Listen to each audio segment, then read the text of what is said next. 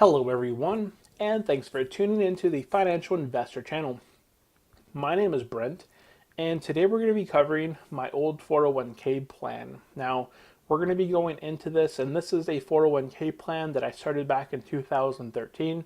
It was the very first time that I had the option of starting a 401k plan. Prior to 2013, I was in the military from '04 till 2013, so my option during that time was my TSP, my thrift savings plan, and I also have that kind of going still in the background. But I didn't have a lot of experience with my 401k, and I'm going to be talking about some easy mistakes that everyone can that can happen to anyone. If you don't take a look at your 401k plan, I'm going to be sharing some of the mistakes that I made by not going in and customizing it. And then I'm going to be showing you some of the fees that I was hit with during my 3 years at my last company. So that's what's in store for this video. Of course, if you are brand new to my channel, I do make stock market and financial investment videos weekly, so do consider subscribing for that. So with that, let's go ahead and jump into the video. So as I log into my Merrill Lynch retirement area, I'll have the option here. I left this job back in March of 2017, and right now I have some important decisions to make. I could roll it over into my current 401k plan, which is my current option right now. Benefit season just opened up at my current my current job, and I can roll over my 401k into my 401k at my current job, or I could just leave it here and let it, build up in this portfolio. Now, if I wanted to take it with me, there's some issues that I would run across. And one of them would be that I was only here with this company for 3 years. They have a vesting schedule of, I believe, 6 or 7 years. I don't remember. But essentially what the vesting schedule is, and this is something that I cover in my step-by-step guide to investing in your Roth 401k or your 401k. Take a look at the plan, and they have a vesting schedule in there. And essentially every single year that you're with them, up until the max year, you only get a percentage of what they match you and what they profit share with you. So if they match you 5% for 5%, and you're there for 1 year, if you leave after that 1 year, they may have matched you for 5%. If you deposited $2,500 and they deposited $2,500, and that's $5,000, and you left, you may only get 10% of that $2,500. So you would get what, $25? You would only have something around there, maybe $250. You would get $250 of their contributed $2,500, because with the vesting schedule, you were only eligible for 10% of what they had invested towards you. As you stay with the company for longer, say 3 years, maybe you get 40%. 4 years, you get 60%. 5 years, you get 80%. And at 6 year mark, you get 100% of what they contributed, they matched towards you, and what they profit shared with you. I wasn't there for that long, so I don't have access to some of those funds. So some of the reasons I would leave it here is because I have access to a larger amount. I have their contributions as well as my contributions working for my portfolio. So here, I do have the option again to roll over, or I could just kind of leave it here, choose different funds, and just kind of let it sit. Now, as I go into the account summary, this is mainly where people stop looking. They log on here, they see that their current balance is $9,400, they're honky-dory, and they log out and they don't log back in for another few months. They're happy with it. They see that their balance on the 1st of January was $6,400. They made $1,500 in contributions. Their other activity was $1,400. And I was only with this company for 3 months in 2017. I was there January, February, March. So I made roughly $525 a month in contributions. And this may be either the activity from the capital gains, or it could be the matching contributions that they did. So this is generally where most people stop. They're not interested in going into the the grittier part.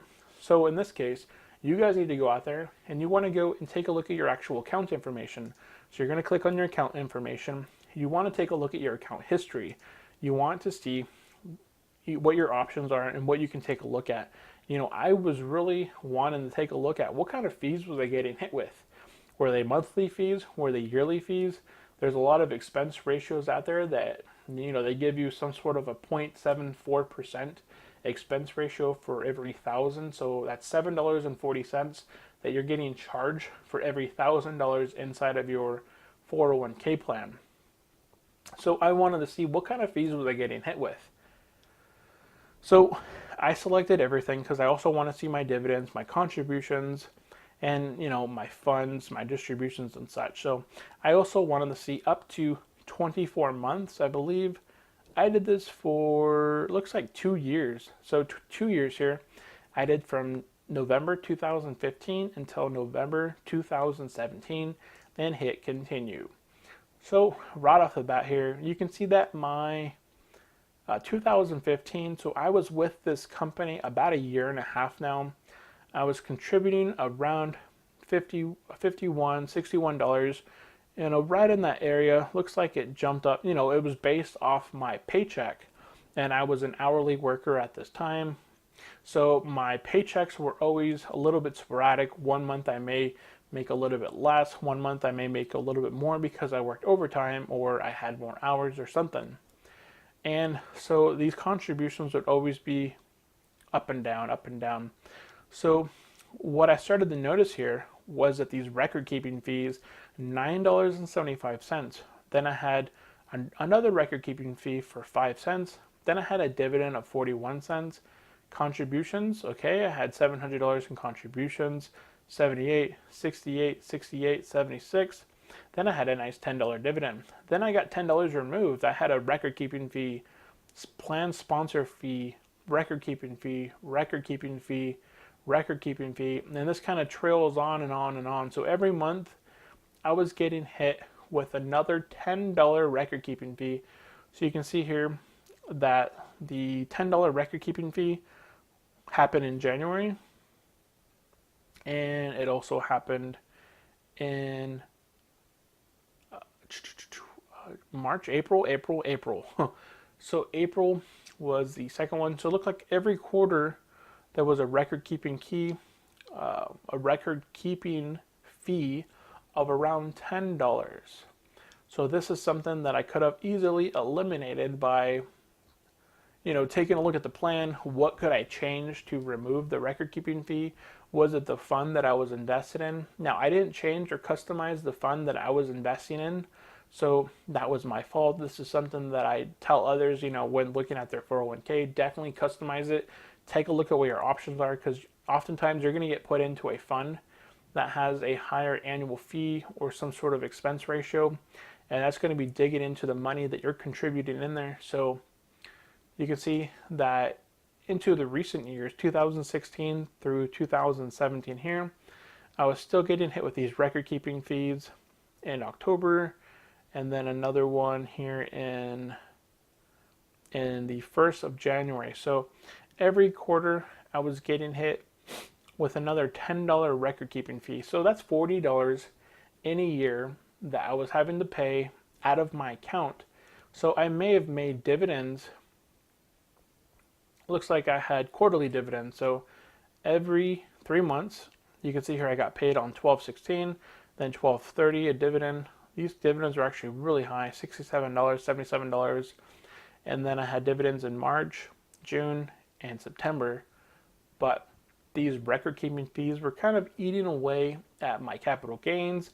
They were eating away at my dividends. And you don't want those fees hitting you. That's going to drive your total appreciation and your, what your dividends can actually compound and snowball into.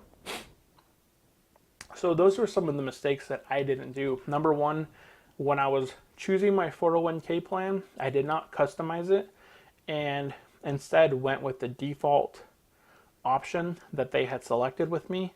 Second, I never really took a look at the record keeping fees.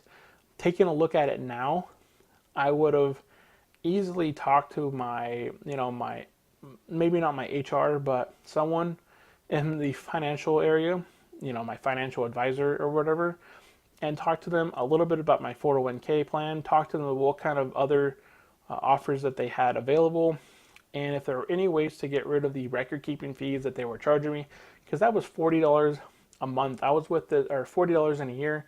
I was with the company for 3 years.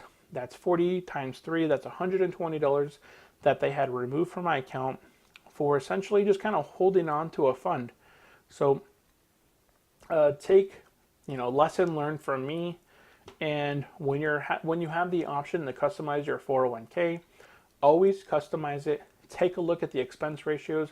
Take a look at those annual fees, because those will eat away at your annual. They'll eat away at you annually, but the difference that it makes in the long term of money that's lost and cannot be, it doesn't appreciate towards your capital gains, or doesn't allow you to compound dividends as fast, it really works against you in the long term. So that is essentially it for this video. If you guys have anything else you guys would like to take a look at in the future, I am signing up for my current employer 401k plan. I'm going with the Roth 401k and actually have a video coming up of the, I actually have an article that I wrote up, step-by-step process of investing in your 401k or Roth 401k, and talk about why I decided between the 401k and Roth 401k, and then some other suggestions and such. So that is it for this video. If you have liked the video, go ahead and hit the like button below. If you ever did this same mistake, didn't check your 401k plan, logged into it, and you see that you are getting hit with these maintenance fees of $10 every quarter, go ahead and let me know in the comments below that you're taking a look at your 401k plan now, and you're going to be talking to your financial advisor or someone at your company to try and get into a different investment that may have some lower fees. Now, it did match or maybe even exceed the S&P 500, the actual fund that I was in, but was it worth that $40? That could be something you'd have to debate for yourself. So that is it for this video. If you have enjoyed it, remember to hit the thumbs up button below. Remember to subscribe by hitting the icon in the bottom right hand corner. If you have any questions at all, go ahead and leave them in the comments below. Thank you for tuning in, and I will see you next time. Have a great day. Bye-bye.